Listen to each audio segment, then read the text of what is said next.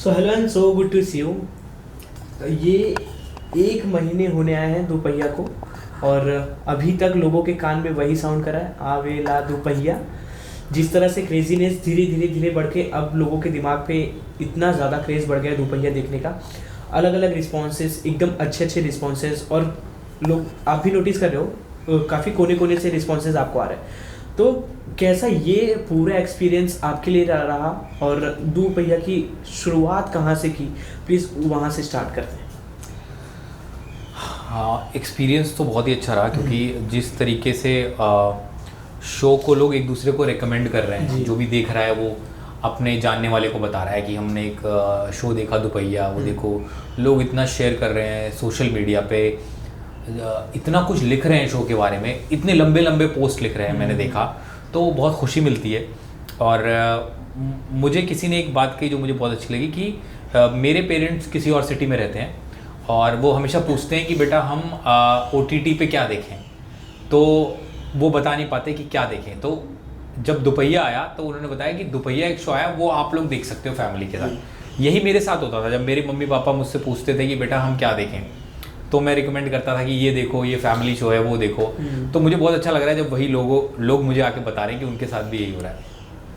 और जहाँ तक बात रही दोपहिया की शुरुआत की, तो दोपहिया शुरू हुआ था काफ़ी पहले, काफ़ी टाइम हो गया, 5 साल हो गए, जब दोपहिया का बीज बोया था मैंने और चिराग ने। मेरा राइटिंग पार्टनर है चिराग। तो हम दोनों चाहते थे कि कोई ऐसी कहानी कही जाए जो हमारे दिल से निकली हो, और जो रूटेड कहानी हो, जो हिंदुस्तान के गांव से निकली हो। तो हमें आइडिया आया फिर दोपहिया का, और इसको एक पूरी 9 एपिसोड की कहानी बनाने में, और उसको एक पूरा आग देने में, इतने सारे कैरेक्टर्स के बारे में लिखने में, स्टोरी लिखने में, एपिसोड्स लिखने में फिर लंबा टाइम लगा। लेकिन इसकी शुरुआत हुई थी, मुझे याद है 2020 में, जब हम दोनों डिस्कस कर रहे थे कि कुछ ऐसा शो बनाया जाए जिसमें कॉमेडी भी हो, और कुछ ऐसी बातें हों जो कि हम लोगों तक पहुंचाना चाहते हैं, और जो समाज के लिए बहुत ज़रूरी है। और दोपहिया की नाम लेते ही मुझे इतने सारे सवाल आपसे पूछने के लिए आ रहे हैं, टाइम कहीं कम ना पड़ जाए। अब आप इसके राइटर हैं, तो कोई भी चीज़ कोई लिखता है तो कहीं ना कहीं से कुछ नोटिस किया हुआ, या उनके दिमाग में कुछ चल रहा हो, उन्होंने कुछ ऑब्जर्व किया हो, ऐसे होता है। तो ये आपने कहाँ से लिखा, और ये स्टोरी आपके दिमाग में आना, आपके फ्रेंड चिराग जिनके साथ आपने लिखा, ये कैसे पॉसिबल हुआ और कैसे आगे बढ़ा, इसका कुछ स्टेप आप बताना चाहेंगे। एक्चुअली मैं गोरखपुर से हूँ और चिराग अलवर से। तो हम दोनों ही ऐसी जगह से आते हैं कि हमने स्मॉल टाउन के लोगों को देखा है, वहाँ की समस्याओं को देखा है, वहाँ पे लोग किस तरीके से ना चाहते हुए भी इतने ह्यूमरस होते हैं कि उनकी बातों पे हंसी आती है, उनके साथ बैठने का, बात करने का मन करता है, ऐसा लगता है घंटों घंटों बैठ के बात की जाए। तो वो तो डेफिनेटली हमारी लाइफ का एक्सपीरियंस है, वहाँ से आया है। लेकिन मैं क्योंकि काफ़ी गोरखपुर जाता रहता हूँ, और मैंने काफ़ी वहाँ शादियाँ देखी हैं अपने परिवार में, परिवार से बाहर, तो मैंने देखा वहाँ बहुत चलन था कि भाई लड़के को शादी में दोपहिया तो चाहिए, बिना दोपहिया के तो शादी नहीं होगी। जो नहीं भी करना चाह रहा है, अगर उसको दोपहिया मिल जा रहा है तो वो राज़ी हो जा रहा है। तो लिटरली दूल्हों की रेट लिस्ट तय है कि अगर दूल्हा यहाँ तक पढ़ा है तो उसे ये मिलेगा, 4 पहिया मिलेगा, यहाँ तक पढ़ा है तो 2 पहिया मिलेगा, यहाँ तक पढ़ा है तो ये मिलेगा। अगर कुछ भी नहीं किया है और दूल्हे के बाप ने भी कुछ किया है तो भी कुछ ना कुछ दहेज मिलेगा। तो वो सबसे पहली चीज़ थी कि यार इसके अराउंड अगर कुछ किया जा सके तो बहुत अच्छा रहेगा। और हम लोग हमेशा बात करते हैं शहर के बच्चों के सपनों की, शहर के जेंजी के सपनों की, यहाँ के जो जेंजी है वो क्या चाहते हैं, लेकिन गांव के जेंजी के क्या सपने हैं, वो क्या करना चाहते हैं, उनके क्या छोटे छोटे सपने हैं, वो किस तरीके से अपनी ज़िंदगी बिताना चाहते हैं, और उसके बीच में ये सारी समस्याएं, चाहे वो दहेज की है, चाहे फिर वो इसकी है कि गांव में चोरी हुई है, या गांव के लोग कैसे हैं उनके आसपास की। तो उस सब को मिलाकर चिराग और मैंने कोशिश की कि हम एक ऐसी कहानी बनाएं जिसमें हम एक पूरा समा बांध सकें, जिसको देख के लोग एंजॉय करें, जो कि एक बहुत अच्छा मैसेज हो, जो कि कॉमेडी के रैपर में रैप्ड हो। बिल्कुल, और वो मैसेज लोगों तक गया। पर आपसे हम जानना चाहेंगे कि दहेज प्रथा, आप भी यूपी से, मैं भी यूपी से हूँ, हमें भी पता है ये तो अब भी चल रही है जी। एजुकेशन बढ़ने की वजह से लोग उतनी खुल के नहीं बात कर पा रहे, कि हमें दहेज चाहिए, बट कहीं ना कहीं लोगों को दिखाने के लिए 2 पहिया नहीं तो 4 पहिया तक काफ़ी मांग हो जाती है। ये किस हद तक सही है और ये आगे बढ़ना चाहिए, कहीं ख़त्म होना चाहिए? आपकी तरफ से क्या राय है आपकी? ये तो बिल्कुल ही गलत है, सही तो कहीं से भी नहीं है। हाँ। लेकिन लोग ना सिर्फ एक चीज़ पे फोकस करते हैं, वो कहते हैं कि यार दहेज लेना गलत है। लेकिन उसी में एक और सेंटेंस भी है कि दहेज लेना और देना दोनों पाप है, जैसा कि कहा जाता है। बिल्कुल। तो हमने उस चीज़ को भी टच करने की कोशिश की है। मेरी नज़र में बिल्कुल ही गलत है, क्योंकि लेकिन सब लोग ना एक ही चीज़ पे ध्यान देते हैं कि दहेज लेना पाप है। लोग ये भूल जाते हैं कि देना भी पाप है। एक ही तरफ को हम गलत बताए जाते हैं। हमने इसमें इसीलिए टच करने की कोशिश की है कि लास्ट में जो कुबेर का किरदार है जो मैंने प्ले किया है, वो स्टेज पे कहता है लड़की को कि ठीक है, अगर हमने दुपहिया मांगा तो ठीक है, उसके बदले तुम्हें भी तो लड़का चाहिए था जो शहर में कमाता हो, ज़्यादा पैसे कमाता हो, जो तुम्हें मल्टीप्लेक्स में सिनेमा दिखा सके, तुम्हारे लिए ये कर सके, वो कर सके। तो उसके बदले मैंने दुपहिया मांग लिया, तो मैं क्यों गलत हूँ? आपका भी तो कुछ लालच था मुझसे, तो मैं ही सिर्फ लालची क्यों हुआ?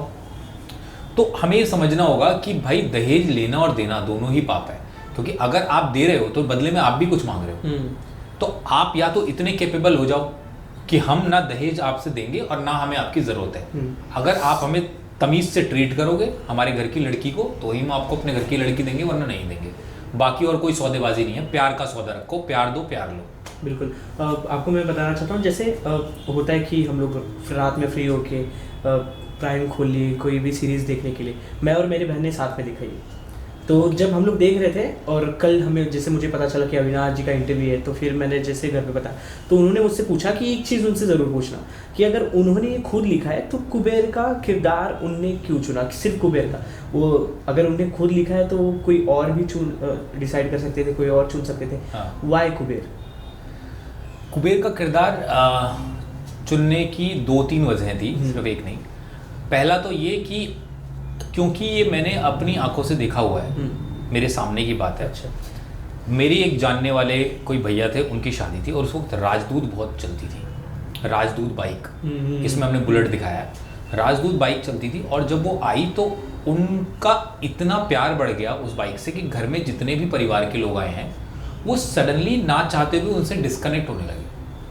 वो सिर्फ बाइक के प्यार में पड़ गए, जबकि शादी में पूरा खानदान दूर दूर से आया हुआ है, लेकिन वो एकदम भूल गए।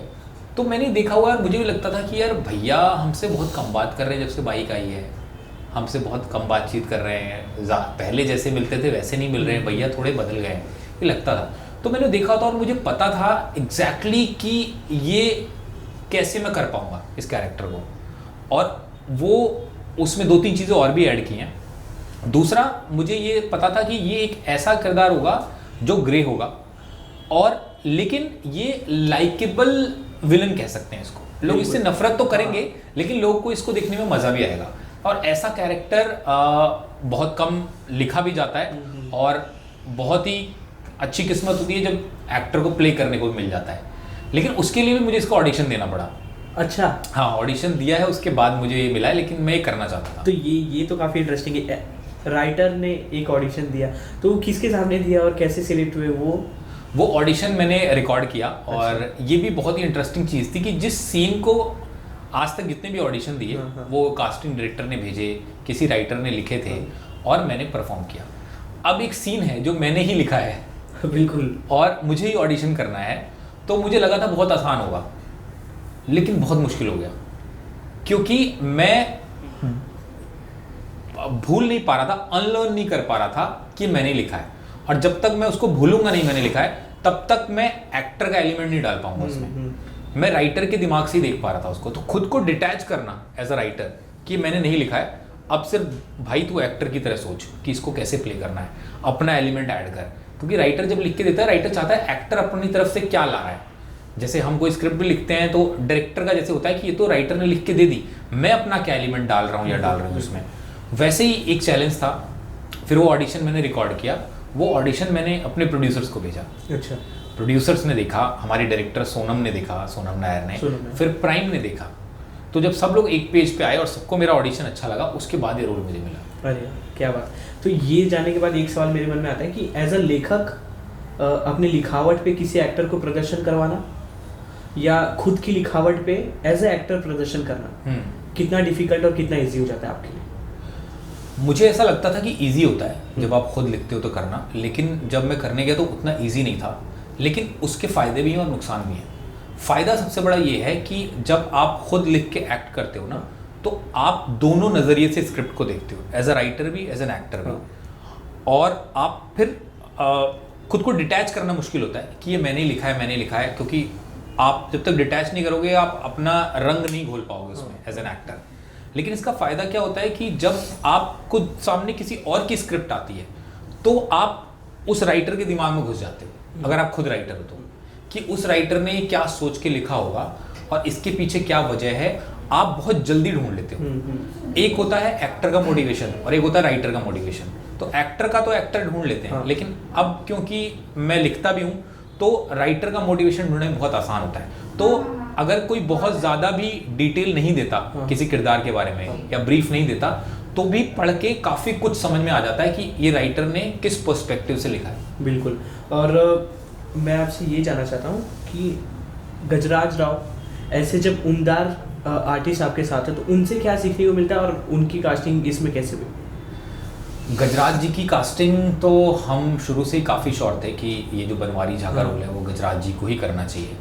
और हमारी जो प्रोड्यूसर हैं वो उनको जानती भी हैं, तो उनको भेजी गई स्क्रिप्ट। और मतलब स्क्रिप्ट ने बहुत मदद की है हमारी इस शो को बनाने में, क्योंकि हर कोई स्क्रिप्ट के ऊपर ही हाँ बोलता है, चाहे वो डायरेक्टर हो चाहे एक्टर हो। तो उन्हें काफ़ी पसंद आई और उन्होंने हाँ बोला। और गजराज जी से सीखने की जहाँ तक मैं बात करूँ तो कमाल के एक्टर हैं, उनका अनुभव भी और उनका जोश भी, दोनों का जोश और होश बराबर है उनमें एकदम।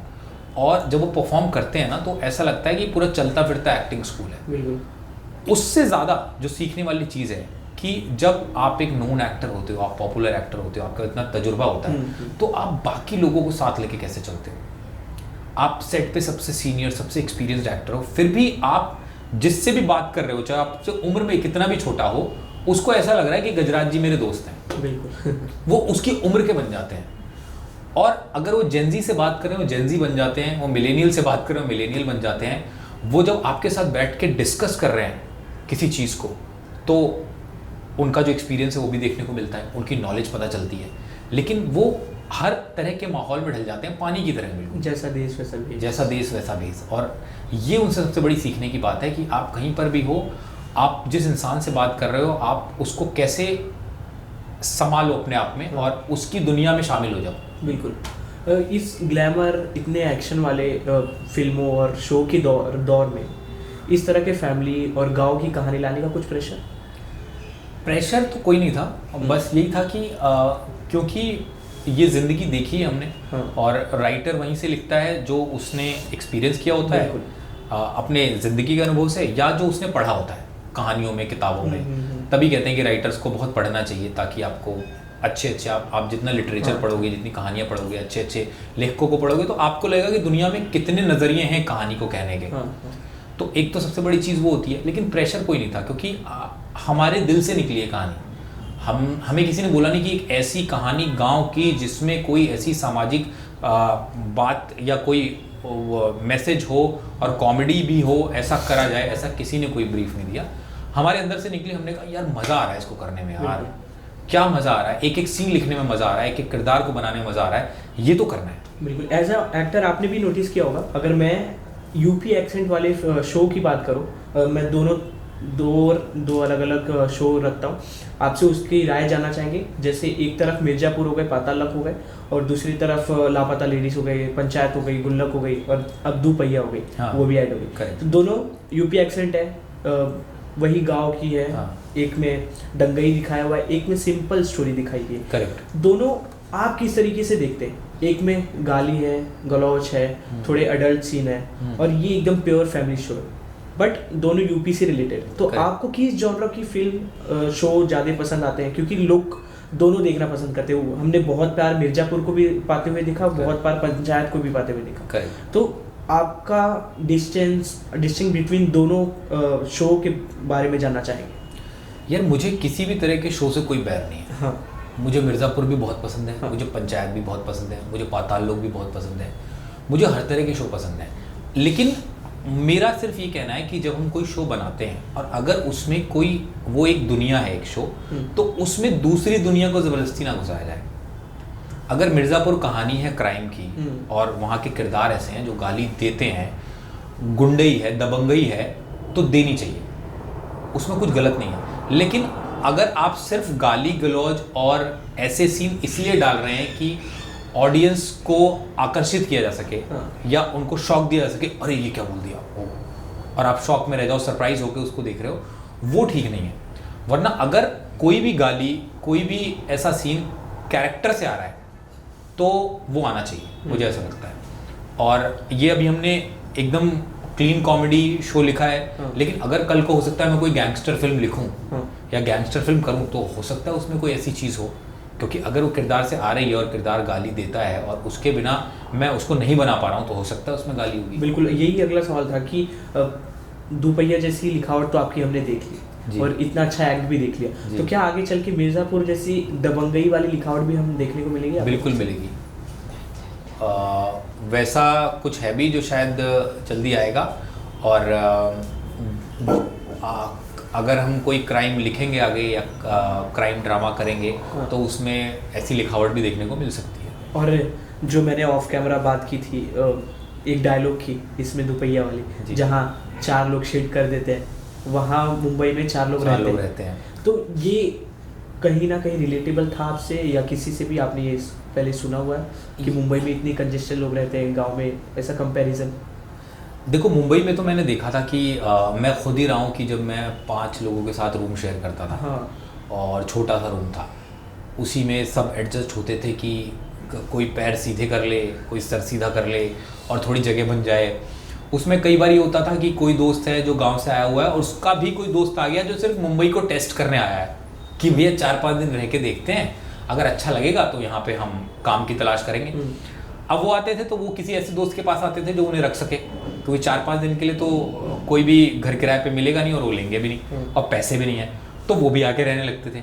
तो वो तो मैंने देखा हुआ है। और गाँव में जब लोग सुबह सुबह कहते हैं कि भाई हम खेत में जा रहे हैं मैदान करने, तो बेसिकली उनको होता है फ्रेश होने जा रहे हैं खेत में। तो वहाँ पर भी मैंने देखा है कि लोग ना अपना मैदान करते हैं, फिर उठते हैं, फिर थोड़ी दूर बैठ जाते हैं, फिर उठते हैं, फिर थोड़ी दूर बैठ जाते हैं, तो वो घूम घूम के मैदान करते हैं। ये उनका हुआ है। तो वहाँ से वो डायलॉग आया कि यार जहाँ जितनी दूर में यहाँ 4 जगह लोग हक देते हैं, उतनी जगह में सुना मुंबई में 4 लोग रहते हैं। बिल्कुल। तो वही है, वो जो उठ उठ के मैदान करते हैं, उतनी ही जगह में यहाँ पे 4 लोग 5 लोग रहते हैं। बस ये था कि इस सच्चाई को कैसे हम ह्यूमर के थ्रू और हंसी मजाक के थ्रू कह सकें।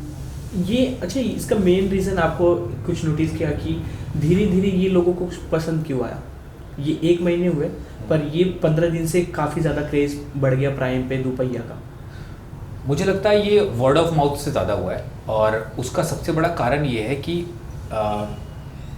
एज ए इंसान जब हम कोई चीज़ देखते हैं ना और हमें अच्छी लगती है, तो हम उसे दूसरे को इसलिए रिकमेंड करते हैं क्योंकि उससे ना एक सुपीरियॉरिटी की भी फीलिंग आती है कि ब्रो मैंने एक फिल्म देखी, तूने देखी है क्या? तो बोलेगा नहीं। अरे तू देख यार, तेरा दिल खुश हो जाएगा।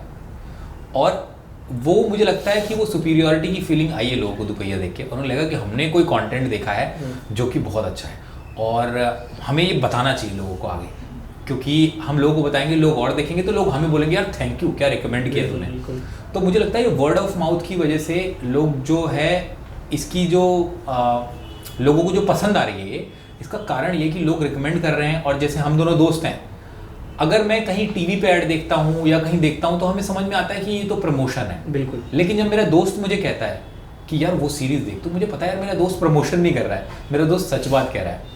तो जब दोस्त यार फैमिली वाले रिकमेंड करते हैं, तो मुझे लगता है वही एक कारण है कि दोपहिया को जिसने इतना सफल बनाया है। एक और नोटिसेबल कैरेक्टर था इसमें स्पर्श का, जो लापता लेडीज में जिन्हें देखा था एकदम सरल, दोपहिया में आपने उनको इस तरह से दिखा दिया लोगों को कि लोग एक तरह से पहचान पा रहे नहीं कि लापता लेडीज वाली ये करेक्ट, क्योंकि इतना अलग जॉनरा उनका आपने दिखा दिया इसमें। तो वो डिफरेंस किस तरह से देखते हैं एज एन आर्टिस्ट दूसरे एक्टर में आप? यार स्पर्श ने भूगोल का किरदार बहुत ही बढ़िया निभाया है। और हमारा सबसे बड़ा चैलेंज ये था कि भूगोल के लिए किसको कास्ट किया जाए, क्योंकि भूगोल प्ले करना बहुत ही मुश्किल था। हाँ। और उस एज ग्रुप में अच्छा एक्टर मिलना, जैसे अमावस के लिए हमें बहुत अच्छा एक्टर मिल गया भुवन, लेकिन लड़की का भाई होना और लड़की का छोटा भाई लगना, उस एज ग्रुप में ऐसा एक्टर ढूंढना बहुत मुश्किल था। लेकिन स्पर्श ने ऑडिशन दिया, कमाल का ऑडिशन दिया और बहुत अच्छा किया भी, और स्पर्श से बहुत सारी चीज़ें सीखी भी हैं मैंने। और मुझे लगता है कि जितने सेट पे लोग हैं सबने सीखी होगी, क्योंकि कुछ बात है उसमें जो वो करता है ना, वो बन जाता है। मैंने देखी दो पहिया, मेरे फैमिली ने देखी, बट जिन लोगों ने नहीं देखी, क्या एक चीज़ होगी दो पहिया से लोगों को जानने मिलेगी, सीखने मिलेगी, एंटरटेन होंगे, जो अपनी तरफ से आप उस ऑडियंस को बताना चाहेंगे? मैं लोगों को ये कहना चाहूँगा कि जिन लोगों ने दुपहिया देखी है, बहुत प्यार दिया है, बहुत पसंद की है, और इसका शायद सबसे बड़ा कारण ये है कि आप लोगों को बहुत मज़ा आया है, और शायद कुछ ऐसा देखने को मिला है जो आप लोग काफ़ी टाइम से देखना चाहते थे। तो अगर जिन लोगों ने नहीं देखा है, अगर आप लोग इसे देखेंगे, पसंद करेंगे, तो इससे जितने भी लोग हम कंटेंट बना रहे हैं, जो लिख रहे हैं, जो एक्टिंग कर रहे हैं, उनको एक बहुत प्रोत्साहन मिलता है कि हम ऐसा ही कंटेंट और बनाएं, क्योंकि ऑडियंस को ये पसंद आ रहा है। तो अगर आपको ऐसा ही कंटेंट और देखना है, तो आप उस कंटेंट को और जितना बढ़ाएंगे, उसको जितना देखेंगे, उसको जितना सपोर्ट करेंगे, उतना ही आपके लिए लोग उतनी चीज़ें बनाने की कोशिश करेंगे उसी जोन में।